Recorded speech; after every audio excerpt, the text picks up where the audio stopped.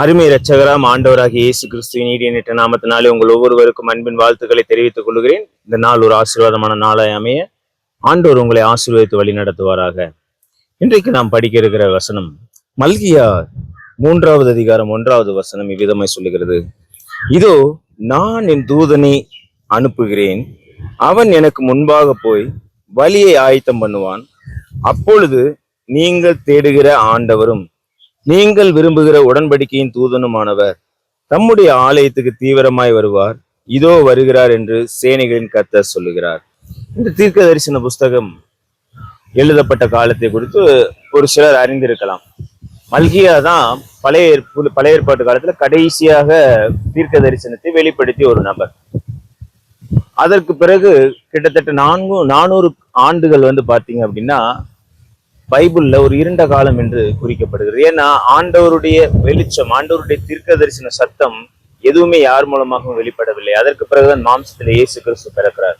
அந்த மாம்சத்தில் இயேசு கிறிஸ்து பிறப்பதற்கு முன்பாக இந்த தீர்க்க தரிசனம் சொல்லியிருக்கிற பிரகாரம் யோவான் ஸ்நானகன் என்னும் ஒரு தீர்க்கதரிசி ஆண்டவர் பூமிக்கு அனுப்பி அவருடைய வழியை ஆயத்தம் பண்ணுகிற காரியத்தை நம்ம பார்க்கிறோம்.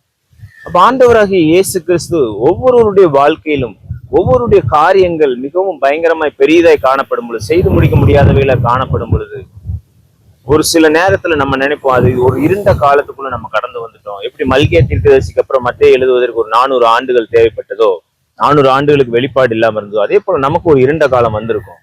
ஆனா அது இருண்ட காலம் இல்ல, நமக்கு நியமிக்கப்பட்டிருக்கிற அந்த கொஞ்ச நேரம் ஆண்டவர் நமக்காக ஒரு தூதனை அனுப்பி அந்த வழியை ஆயத்தம் பண்ணுகிற நேரம்.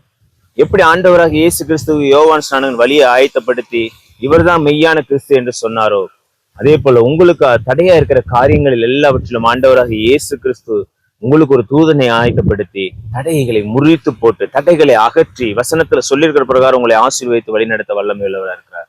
அதனால நம்ம என்ன பண்ணணும் அப்படின்னா, எனக்கு முன்பாக வழியை ஆயத்தம் பண்ண வேண்டும் என்று ஆண்டவரிடத்துல வேண்டிக் கொள்ளும் பொழுது ஆண்டவர் முன்பாக தூதனை அனுப்பி உங்களுக்கு வழியை ஆயத்தம் பண்ணி உங்கள் காரியங்களை வெற்றி சிறக்க செய்வார். நீங்கள் என்ன காரியங்கள் தடையா இருக்கோ அந்த காரியத்தை ஆண்டவருடைய சமூகத்துல சொல்லி எனக்கு வழியை ஆயத்தம் பண்ணி கொடுங்க, உங்களை நம்பிதான் நான் இருக்கேன் ஆண்டவரே, எனக்கு முன்னாடி ஒரு தூதனை அனுப்பி நீங்க அந்த வழியை செவப்படுத்தி தாங்கன்னு சொல்லி கேட்கும் பொழுதே ஆண்டவர் அற்புதங்களை செய்கிற தேவனா இருக்கிறார்.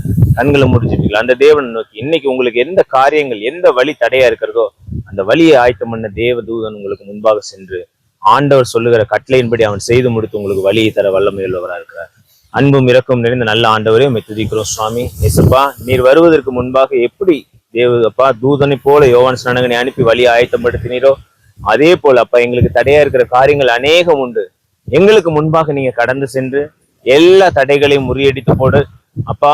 உம்முடைய சமூகம் எங்களுக்கு முன்பாக கடந்து சென்று அப்பா, பரிசுத்த ஆவியானவர், தேற்றரவாளனாகிய ஆவியானவர் எங்களுக்கு முன்பாக கடந்து எல்லா தடைகளையும் மாற்றி போறபடியால் உமக்கு நன்றி செலுத்துகிறோம் சுவாமி.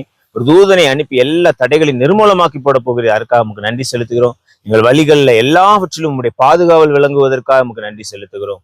ஏசப்பா, எல்லா வழிகளையும் அப்பா தகப்பன தடையா இருக்கிற வழிகளை வாய்க்க செய்தாங்க.